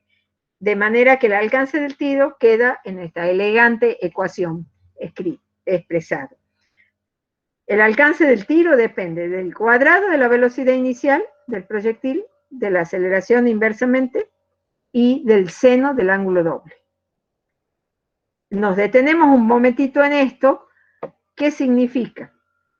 ¿Cuál es el alcance máximo? Siempre nos decimos eso. ¿Cuál es el alcance? ¿Para qué ángulo el proyectil alcanza tiene su alcance máximo? Llega más lejos. A ver, ¿entre qué valores y qué valores varía el seno de un ángulo? ¿Alguien me puede decir eso? Varía entre 0 y 90, puede ser. Bueno, el ángulo puede variar entre 0 y 90. Sí, pero como tiene el seno del ángulo, ¿entre qué valores varía? ¿Qué valores tiene el seno? Entre menos 1 y 1. Entre menos 1 y 1, perfecto. Entonces, si nosotros le damos al proyectil un ángulo 0, ¿cuánto vale el seno de 0? 0. 0. Por lo tanto, para ángulo 0, el alcance máximo es 0, no tiene alcance máximo. Bueno, ¿cuánto va a ser máximo este valor de X? ¿Cuándo el seno va a ser máximo acá? Ustedes me dirían, seno igual a 1 es el máximo valor, ¿no es cierto?, de que puede tener el seno de un ángulo. ¿Para qué ángulo el seno es máximo? Bueno, ahí se va a simplificar con el 2 y bueno, va a ser el 45. No. Decime para qué valor seno es máximo. Bueno, el seno es 1 para pi sobre 2. ¿Qué es pi sobre 2? ¿Qué ángulo es? En grados. 90 grados. 90 grados. Entonces, nosotros sabemos que el valor máximo del seno se alcanza para 90 grados, pero no significa eso que en este caso el ángulo de tiro es 90 grados, porque tenemos un factor 2. Entonces, ahí tenemos que poner un ángulo de 45 grados, que multiplicado por 2 va a ser 90 para que me dé el seno su valor máximo. ¿De acuerdo? Eso implica que el alcance máximo de un tiro de este tipo es 45 grados. De nuevo, dentro del modelo de caída libre. Si actúa otra fuerza, esto no es tan así. ¿Sí? No se cumple. Pero para este caso se cumple. Bien, ahora lo mismo hagamos con el tiempo de vuelo. El tiempo de vuelo era 2 veces el tiempo de cada uno de los recorridos. En total me da esto. Yo lo puedo expresar en función del ángulo de tiro y me da esto, que el tiempo de vuelo es 2 veces la velocidad inicial sobre g por seno del ángulo. Por favor, no se confundan, estas dos ecuaciones son muy parecidas. Acá está la velocidad al cuadrado con el alcance y seno de 2 alfa o tita, bueno, tita, del ángulo de tiro. El tiempo de vuelo depende de la velocidad linealmente, no cuadrática como acá, y depende del seno del ángulo directamente. Entonces, el tiempo de vuelo va a ser máximo cuando el ángulo sea 90 grados en este caso. ¿De acuerdo? para un ángulo de 90 grados va a tener el máximo tiempo de vuelo. ¿Qué significa un ángulo de 90 grados? Que yo estoy haciendo un tiro vertical hacia arriba, ¿de acuerdo? Si el ángulo phi es 90 grados. Bueno, acá están todas las ecuaciones. Entonces, ahora, bueno, si yo quiero verificar si el modelo me sirve para interpretar un tiro real, en el laboratorio, bueno, ¿qué voy a analizar? Estas son las dos ecuaciones que yo he logrado con todo este análisis. Digamos, son las dos variables relevantes que se pueden medir: el alcance del tiro y el tiempo del tiro, el tiempo de vuelo porque, a ver, no les he contado eso, en el sistema PASCO se puede usar una almohadilla conectada a la computadora que mide el tiempo, de inicio del proceso hasta que da en la almohadilla que toca tierra, digamos, y se puede determinar el tiempo de vuelo total. Entonces, si pudiéramos hacer eso, podemos medir experimentalmente el tiempo de vuelo para distintos ángulos y ver qué pasa, si se parece a lo que me predice el modelo teórico o no. De todas maneras, también podemos medir el alcance del tiro. Eso tiene más error porque tenemos que hacerlo a mano, con una regla, no está previsto de medirlo con el sistema. Podemos medir el alcance del tiro, pero se lo puede hacer bien fácil con un papel carbónico que deje marca la pelotita en el punto en donde cae. Se puede medir el alcance del tiro. Esto, según el modelo teórico, debería depender de esta manera del ángulo con el seno de 2 alfa. Es decir, si yo hago el alcance en función del ángulo, ¿cómo va a ser la gráfica de la ecuación esa? ¿Qué forma va a tener? Si yo voy poniendo, yo mido el alcance de un tiro en función de distintos ángulos. Primero lo hago para un ángulo de 5 grados, de 10 grados, de 20, de 30, de 40, de 80, hasta... Bueno, sé que lo máximo que puedo llegar es a 45, porque ya voy a llegar a 90. ¿Qué forma va a tener mi gráfica? ¿Cómo? No te he escuchado. Porque no está al cuadrado la variable. Sí, no está al cuadrado. Entonces, ¿qué forma va a tener? Va a tener una forma, no las escucho, va a tener una forma seno, ¿están de acuerdo? Una sinusoidal. Exactamente, va a tener una forma seno. Bien, pero como eso es difícil de controlar, si el resultado experimental me da el mismo que el teórico, entonces, ¿podría yo linealizar esta ecuación? Yo la puedo linealizar si le hago un cambio de variables y digo que seno de 2 θ va a ser la variable z. Hago eso, digo z va a ser igual al seno de 2 θ.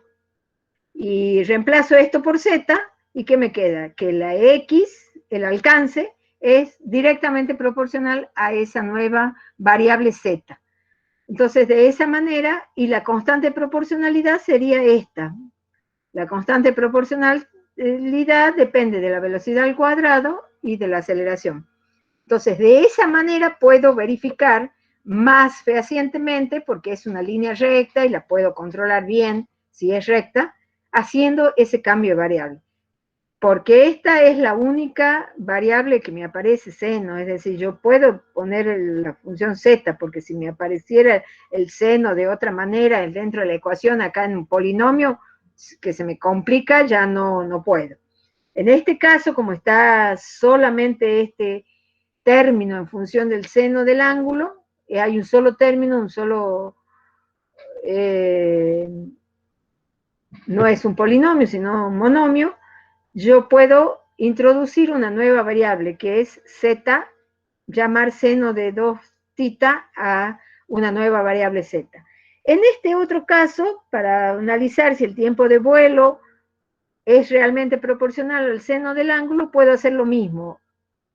hago otro cambio de variable, otra variable distinta, porque este es seno de 2 tita y esta va a ser seno de tita, llamo u al seno de tita y hago el análisis de cómo varía el tiempo de vuelo en función del ángulo. Entonces, estas dos cosas son las que yo puedo en la práctica medir. El alcance en función del ángulo y el tiempo de vuelo en función del ángulo. ¿Se dan cuenta? Eso es lo que puedo medir en un laboratorio para un sistema sencillo. No estamos hablando de un avión que lanza bombas porque no tenemos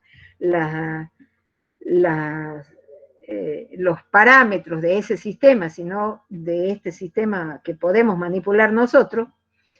Entonces medimos el alcance para distintos ángulos y medimos el tiempo de vuelo para distintos ángulos.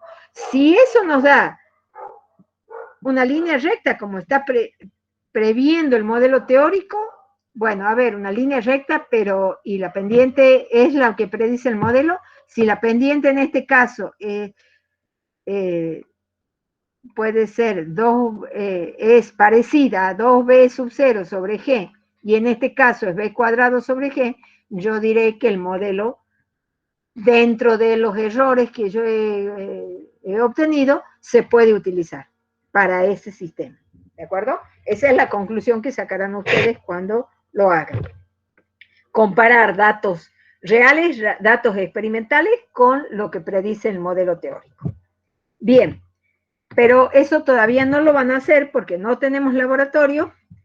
¿Qué vamos a hacer ahora como contenido de este práctico? He vuelto hacia atrás.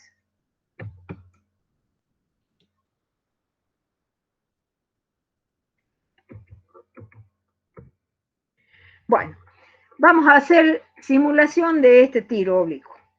Es decir, las dos ecuaciones que tenemos y que queremos ver cómo se comportan son estas: el tiempo de vuelo, en este caso el tiempo de vuelo, bueno, ya tenemos por separado las cosas. Entonces, hacemos lo mismo. Ahora vamos a analizar el tiempo de vuelo en función del ángulo de tiro. Acá tenemos el tiempo de vuelo para distintos ángulos de tiro. Hemos dicho nosotros que para el ángulo 90 grados es el tiempo máximo. Aquí aparece una curva en donde tiene su valor máximo en 90 grados. Eso es como había dicho lo que veíamos en la ecuación, pero muestra que estamos representando cosas razonables. De nuevo, para 3 velocidades diferentes, que acá las he puesto, a las que yo he usado, que no van a ser las que ustedes usen, he dado 3 valores diferentes a las velocidades de tiro y he calculado el tiempo de vuelo para los distintos ángulos. Si ahora yo hago, en lugar de hacer el tiempo de vuelo en función del ángulo, hago el cambio de variables y represento acá u, que es seno del ángulo, cuidado que acá he usado la letra alfa en lugar de tita, que es lo que vengo usando, eso ya vamos a corregir. Bueno, entonces escribo acá la variable u, es decir, no uso los ángulos, sino uso el valor de u. ¿De acuerdo? Eso significa hacer un cambio de variable. Representar no los ángulos, sino representar los valores correspondientes de u. Yo represento u acá y represento el tiempo de vuelo, los mismos valores de tiempo de vuelo acá, y miren lo que me queda. Me queda una recta, tal como habíamos predicho. La matemática funciona. Si yo reemplazo por una nueva variable, que ahora es u, yo ahora he reemplazado esta dependencia que es seno, efectivamente la curva tiene forma senoidal, por una relación lineal, y aquí está la línea, y la pendiente de cada una de estas líneas será esta, 2 por la velocidad inicial sobre g. Eso dice el modelo teórico, y eso quiero que hagamos, ¿sí? A ver para distintas velocidades cómo ustedes representan el tiempo de vuelo en función del ángulo y en función de la variable u, para que vean lo que significa hacer un cambio de variable. Es un cambio de relación, es mucho más sencillo analizar si esta relación se verifica en un sistema experimental que verificar esta gráfica. Por lo general, cuando hay una curva, yo necesito mucho más valores para ajustar una curva. Bien. Y lo otro es con el alcance del tiro. El alcance habíamos visto que era esta la ecuación. Entonces, si nosotros hacemos para distintos ángulos cuál es el alcance con 3 velocidades diferentes, acá he podido hacer eso. El alcance en función del ángulo. ¿Se acuerdan que hemos dicho que el alcance es máximo para 45 grados? Bien, acá están los 45 grados. Fíjense que el alcance del tiro tiene un valor máximo para 45 grados. Para 0 grados es 0 el alcance, para 90 grados es 0 el alcance. Hay que saber leer una gráfica y hay que ver qué información me da una gráfica. Acá estamos haciendo alcance con ángulo, por lo tanto, si buscamos el ángulo 45 grados, nos tiene que dar el valor máximo del alcance. Efectivamente, para esa velocidad, el valor máximo está a los 45 grados. Para esta otra velocidad, que es muy diferente, también el valor máximo está a 45 grados. Bueno, probemos esto del cambio de variables. Ahora hacemos un cambio de variable, y la variable z es igual a seno de 2 θ. Reemplazamos aquí, entonces ahora tenemos los ángulos acá, tenemos el z acá, los valores de z, y vamos a graficar alcance en función de z, no en función del ángulo que estaba acá, en función de z. Lo hacemos acá y nos quedan unas hermosas 3 líneas rectas que son equivalentes a estas 3 curvas. Entonces, para 3 velocidades diferentes hemos representado el alcance y podemos fácilmente comparar con resultados experimentales. ¿De acuerdo? Bueno, finalmente nosotros podríamos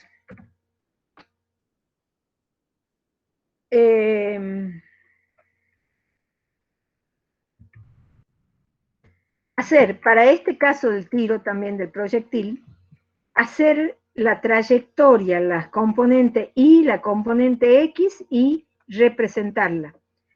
De esta no he encontrado los cálculos. La he hecho el año pasado y ahora no he encontrado los cálculos. Queda para que la hagan ustedes.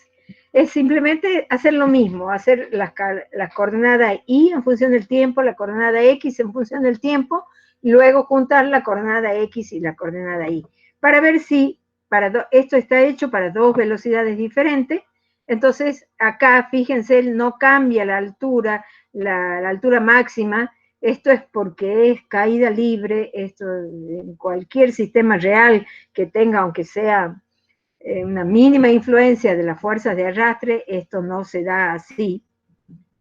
Acá la altura máxima enseguida se modifica cuando uno le coloca una fuerza, y tampoco es simétrica, también cae mucho más rápido que lo que demora en elevarse. Bueno, pero está esto para que ustedes lo verifiquen si es correcto o no, me dirán ustedes. Bueno, y después, como no había más ejemplos de tiros reales, este me parecía bonito. Y estos son los jueguitos esos que hay de video. Todos los juegos de video implican una simulación de tiro oblicuo cuando hace falta. Y acá está una de ellas. Bueno, hasta aquí he llegado. A ver qué dudas, qué preguntas hay, a dónde quieren que volvamos. ¿Están ahí vivos todavía? ¿Existen? No los veo. Sí, estamos, profe. Sí, profe. Vamos a achicar un poco esta pantalla. Ay, bueno, deja de compartir un rato. A ver si los veo un poco.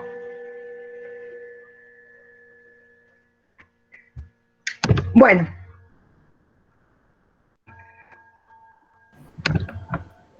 Profe, Sí.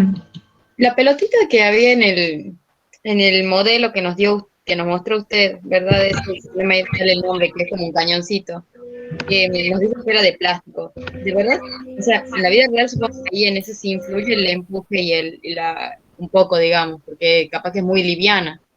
¿o no? Sí, es liviana, pero tampoco influye, es muy poquito, es pequeño el empuje, pero habría que calcularlo, hay que calcularlo y despreciarlo si son despreciables, si no, habría que tenerlo en cuenta. Para este trabajo, entonces si podemos estimar el empuje antes que calcularlo, porque si no hacer todas las Claro, sí, bueno, podrían estimarlo.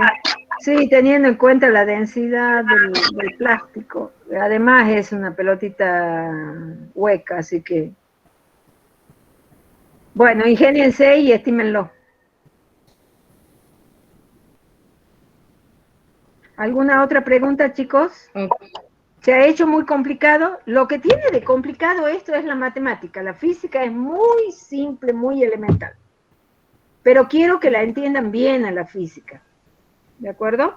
Entonces, que usen la matemática para...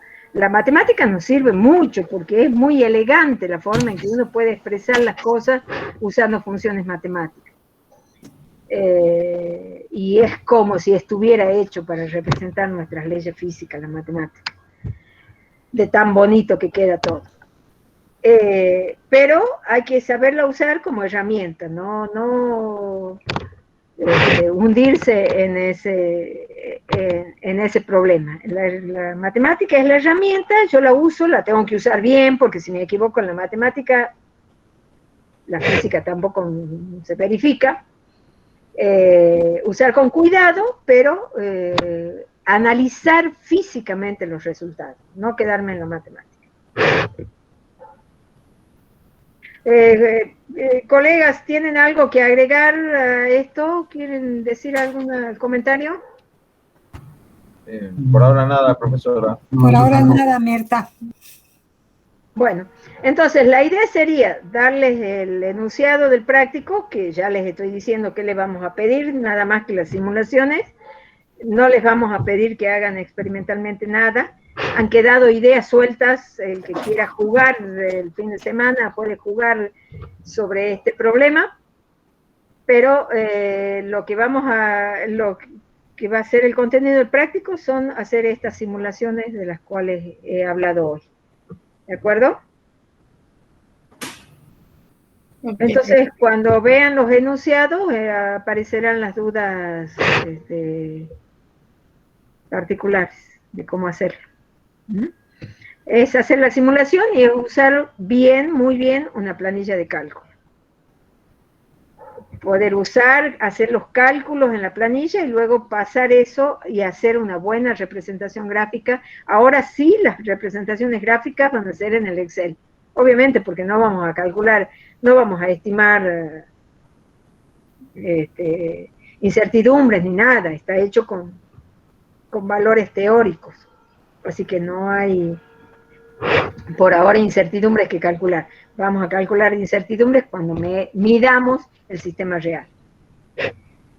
Esa puede ser una respuesta a tu pregunta, Lourdes. En este caso, en este modelo, vamos a suponemos, así de entrada, que el empuje y la fuerza de arrastre son despreciables, porque este es el modelo de caída libre.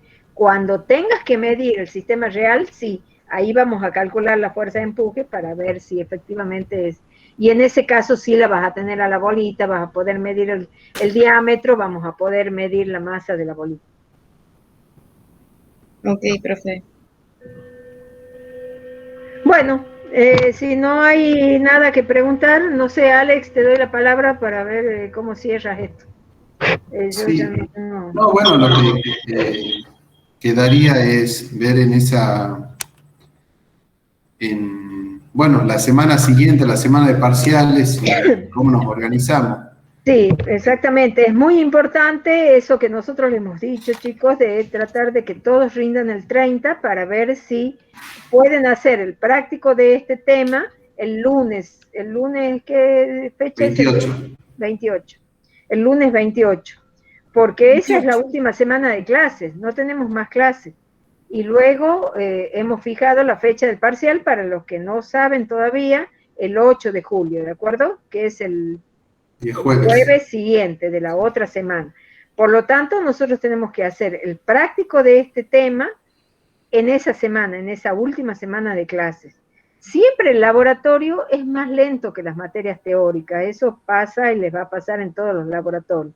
Así que por eso el laboratorio no puede usar la semana de parciales para tomar su propia evaluación y siempre estamos retrasados respecto a las materias teóricas, porque no podemos cortar en un punto y tomar un parcial. Entonces tomamos los evaluativos cuando se completan los trabajos prácticos. A nosotros nos falta completar este trabajo práctico, que lo completaríamos entre el lunes ese, que sería, harían el práctico ustedes el lunes 28 y el miércoles, eventualmente si necesitan otra consulta, el miércoles, no, perdón, el miércoles rinden cálculo, el jueves y el viernes de esa semana sería, el viernes de esa semana tendríamos otra clase de consulta, otra reunión de consulta. De manera que puedan tener consultas de este práctico para completarlo hasta el viernes ese, que ya no me acuerdo, ya les digo qué fecha. Viernes 2 de julio. Hasta el viernes 2 de julio, que ese es el último día de clase. El viernes 2 de julio. Hasta ahí tendríamos que terminar con este práctico. Y luego nos quedaría el lunes y martes de la otra semana para hacer consultas de todo referidas al parcial, y el jueves 8 rendir el parcial. Sobre las recuperaciones, yo les prometo que este fin de semana, a lo sumo, el día lunes a la mañana, les subo todas las notas. ¿Alguna otra cosa, Alex? No.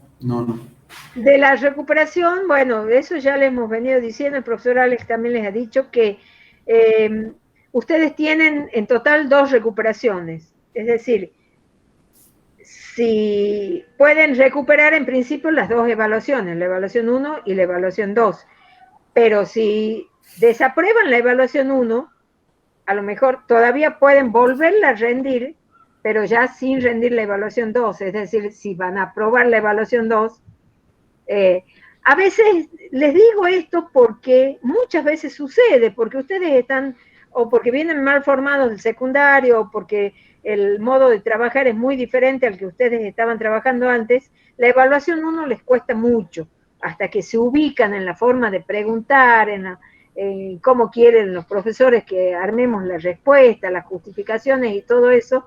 Entonces, a veces hace falta hasta una segunda recuperación. Pero eso significa que ya con dos veces que han recuperado la evaluación 1, ya están 10 puntos para aprobar la evaluación 2 sin recuperación, ¿de acuerdo? Eso es un avance lógico, en realidad muy razonable. Bueno, eso es lo que puedo decirles. Otra cosa, ¿no? Después aparecerán las preguntas de ustedes. Sí, bueno, y las correcciones de los informes las iremos entregando en la medida que las vayamos completando. Sí, durante esta semana vamos a tratar de ponernos al día con todas esas cosas. Es muy importante que ustedes tengan todos los prácticos entregados, ¿no? Porque para que ustedes puedan estudiar para el parcial, tienen que tener los prácticos corregidos. Entonces tienen que entregarlos en tiempo y forma. Bueno, chicos, nos vemos, estamos en contacto. Nos despedimos ahora.